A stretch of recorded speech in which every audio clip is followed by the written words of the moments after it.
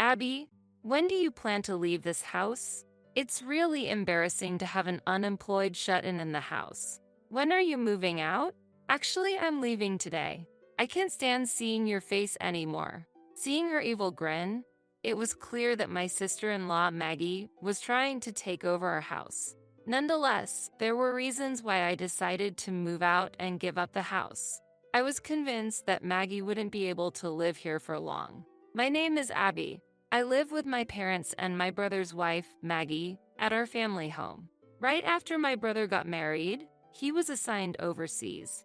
Even though they were newlyweds, Maggie didn't want to live abroad. Instead, she ended up living with us, my parents and me. I remember the day Maggie arrived with a lot of luggage, boldly saying, "Since Sean has gone overseas, his room is empty, right? I'm thinking of moving in." Her sudden decision to move into our house confused us greatly.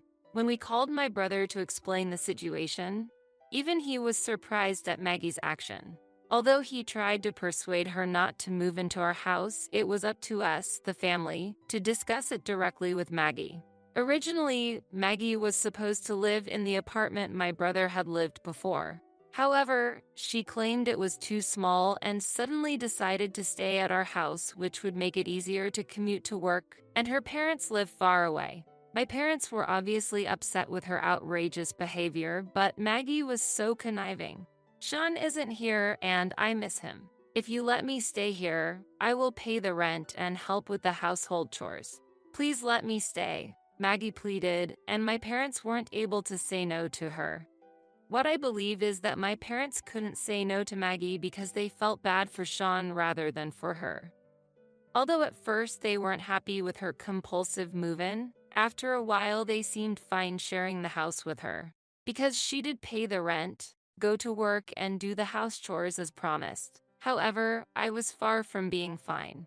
For some reason, Maggie didn't seem to like me at all, and she'd been very mean to me. "Hey, Abby. Have you looked at yourself in the mirror?" she said to me one morning as I came out of my room. I don't consider myself particularly good looking, but she was obviously trying to hurt me. "Abby, you're always holed up in the house. Aren't you ashamed? Sean is doing great working overseas. And your parents both work to make a living, yet here you are, always home and not working. What a shame." Today, my parents were out for work, and Maggie had the day off. Whatever, I thought to myself, but replied, "No, I'm not ashamed. Actually, I do work. Indeed, due to the nature of my job, I do spend a lot of time at home, but I definitely work." When I told her so, Maggie laughed. "Abby, you don't have to lie. Your brother is an elite. I also work at a famous company, and your parents work at top-tier companies. I understand you feel uncomfortable here, but that doesn't mean you need to lie." "I'm not lying. I'm an influencer." "An influencer? Really? You can't be. It's something elegant people like models would do." "But I am," I replied, but she didn't listen and turned away with her long, beautifully curled hair flowing. As she walked away, a strong scent of perfume lingered in the air. "I can't deal with your lies anymore. I am really busy. Unlike you who just stays home and being unemployed. So do you mind cleaning up the house?" Maggie said as she briskly walked away, then suddenly paused and uttered a small ah. Just when I wondered what was happening, Maggie turned around with a malicious look. "Abby, you might need this. You must be struggling financially. I'll pay you a little as a thank you for doing the housework," she said, laughing mockingly. She then took out her wallet, casually tossed a few $10 bills on the floor, and said goodbye as she left the house. Her condescending attitude made me furious. Maggie's behavior is infuriating, but I am also disappointed with my brother for choosing this type of woman. Did she really think I would just silently accept this treatment? Maggie may see me as a docile sister-in-law, but I am not the type of person she thinks. I picked up the bills scattered on the floor, opened Maggie's room door without permission, and threw them back inside. I don't understand how you can be so arrogant with just a few $10. I am not financially troubled, and I had planned to spend today relaxing, but I was unexpectedly busy. After finishing the housework and my work for the day, I packed my bags. My aversion to living under the same roof as Maggie had grown stronger. I am moving to my boyfriend's house. After telling my worried parents that I was leaving, I finished washing the dishes with my sad-looking mother and left the room with my prepared luggage. Then comes Maggie. With heavy makeup, Maggie looked at me and smiled as if she had found something amusing. "Abby, when do you plan to leave this house? It's really embarrassing to have an unemployed shut-in in the house. When are you moving out?" she taunted. "Actually, I am leaving today. I can't stand seeing your face anymore," I replied calmly, which clouded Maggie's face. The overconfident sister-in-law glared at me with a very mean look after she heard me. Although I feel sorry for my brother, I have to distance myself from this woman. The next time I face Maggie, I need to prepare thoroughly to respond more appropriately. Therefore, I tried to come up with strategic schemes for our next confrontation. "Excuse me," I said politely to her, and I hugged my parents and left the house. My boyfriend Tony said I should be happy I don't have to deal with her anymore, but I still felt like I needed to save my brother Sean from her. My brother is too nice, which is why he has been deceived by Maggie.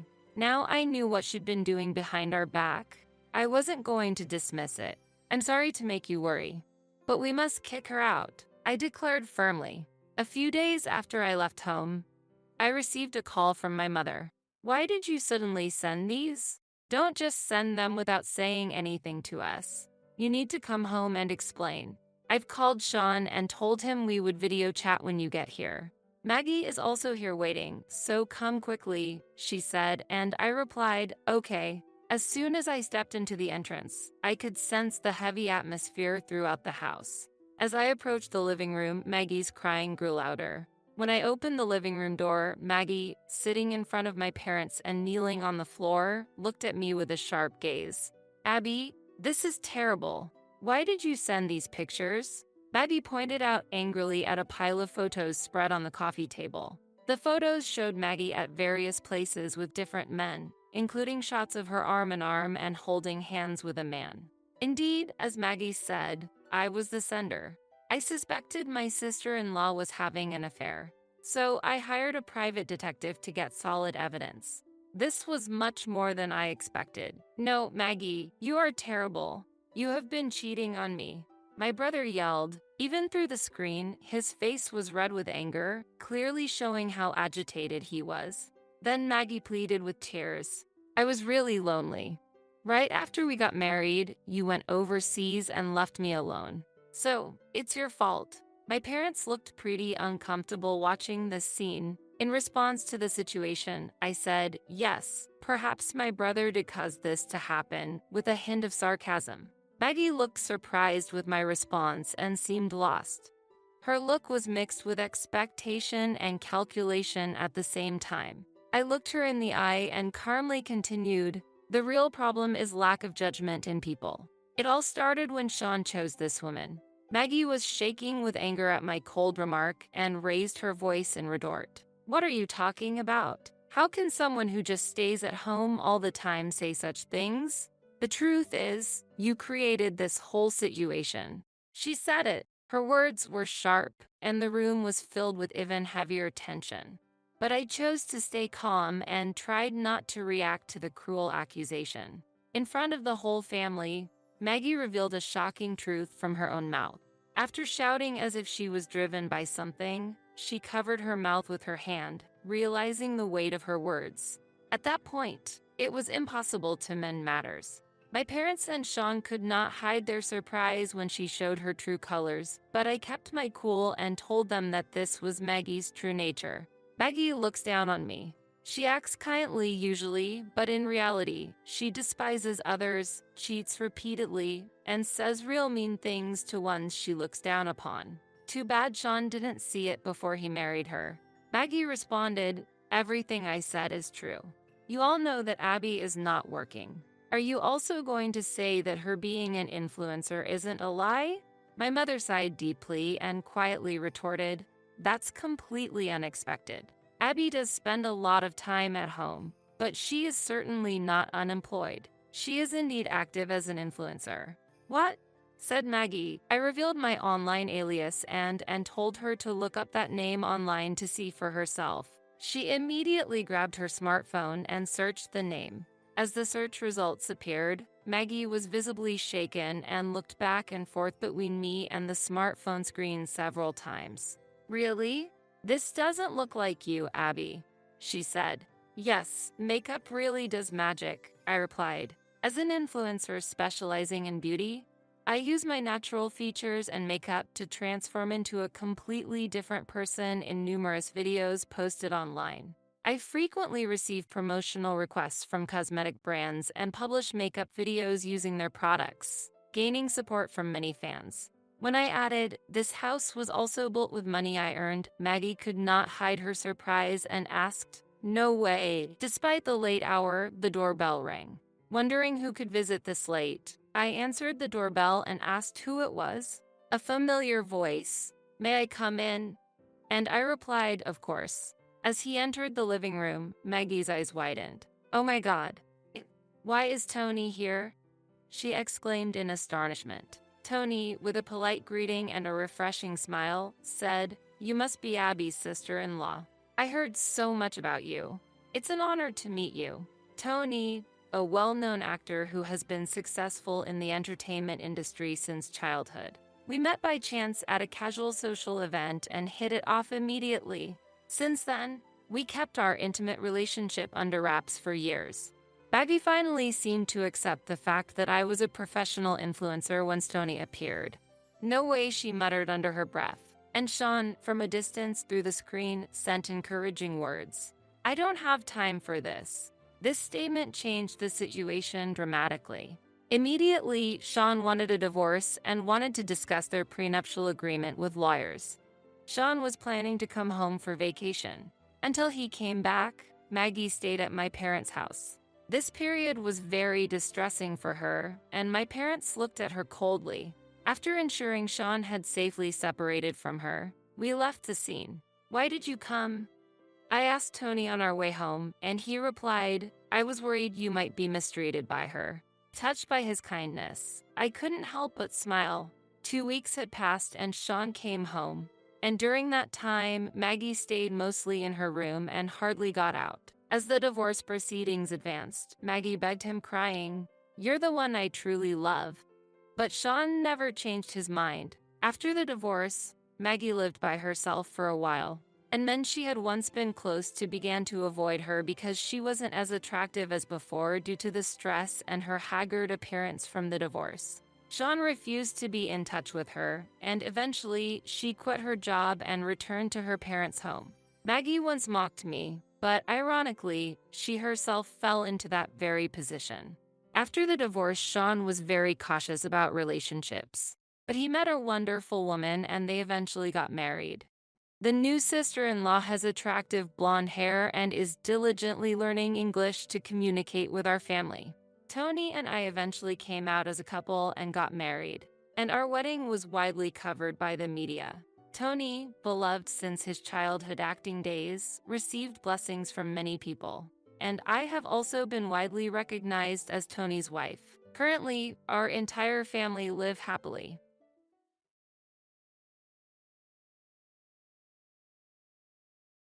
My name is Amanda. I am 30 years old. I've been working from home, creating illustrations and webcomics. My son, Jack, is currently 5 years old. He's a bright and active boy and has been attending a nursery school. My husband, Kevin, is often busy with his work and doesn't come home early. So I've been handling child care and housework basically. It's challenging to strike a balance between work and parenting. But I feel happy every day because Jack is everything to me and Kevin is willing to help me on his days off. However, our peaceful time was suddenly gone. Our tranquil life was ended by an unexpected death of my father-in-law. He was 60 years old. Kevin was devastated by it and my mother-in-law broke down in tears. She stayed at our house until his bereavement was gone. I thought she must be grieving and gave her some space and time to heal, but that was a miscalculation. Eventually, the bereavement was gone and Kevin went back to work. She didn't seem to like me very much from the beginning of our marriage. She served coffee to other family members, but not to me, and she looked down on my single-parent background in front of Kevin. I expected her to go back to her own home as soon as Kevin returned work, but surprisingly, she didn't leave. Her stay at our house got normal, and one day she brought a large, fully packed suitcase. "Mother, are you living here? You are not the sharpest tool in the shed. I've suddenly lost my husband and feel lonely. Can you imagine how painful and lonely it is to be living by myself?" I cautiously asked if she meant to live here, but I was so shocked by her arrogant response that I couldn't interject. Indeed, I understood that she felt lonely. I just couldn't kick her out of the house on my own. As a result, she brought a lot of her belongings into our home and eventually took up her own space in the living room. I spent a lot of time with my unemployed mother-in-law because my work is home-based, and those days were filled with many difficulties. All you do at home is drawing pictures like a child's sketch. Kevin is working hard outside. Poor Jack, sent to daycare because of your hobby. When I was young, I took care of Kevin while doing housework. She got married at a young age and never experienced working, has always been negative about sending children to daycare. She sees my work as just a hobby and constantly criticizes me for sending Jack to there. After she started living in our house, it increased the amount of household chores I had to do significantly. When I was alone at home, I often skipped lunch, but she complained, "I'm hungry." Not even giving a meal to your husband's mother. How harsh a daughter-in-law are you? So I started preparing lunch for her too. She didn't lift a finger to clean or tidy up and just only complained, like, "This place is so dirty, it could harm Kevin and Jack's health." I had to clean every corner meticulously, or she would make sarcastic remarks even while I'm working, which took my time for cleaning. But the deadlines for my work wouldn't wait. When I worked late into the night to meet deadlines, she said, "Poor Jack, he can't play with his mother." But all she did was watching TV. I considered talking to Kevin, but she pretended to be gentle and treated me kindly in front of him. Furthermore, he was handling an important task at work, wanting him to live stress-free at home, so I decided to endure it. However, my behavior led to her even more arrogant. She complained about the lunch I prepared. "It's disgusting. Are you trying to shorten my life with such heavy food?" And started demanding money for meals outside. The amount she did was always over $300. I asked her once if she really needed to eat out so often. She furiously retorted, "Are you telling me to stop my only pleasure? I want to play at the casino. Don't you pity me, a widow left by her husband?" I've never seen such a cold-hearted daughter-in-law. So I reluctantly gave her money.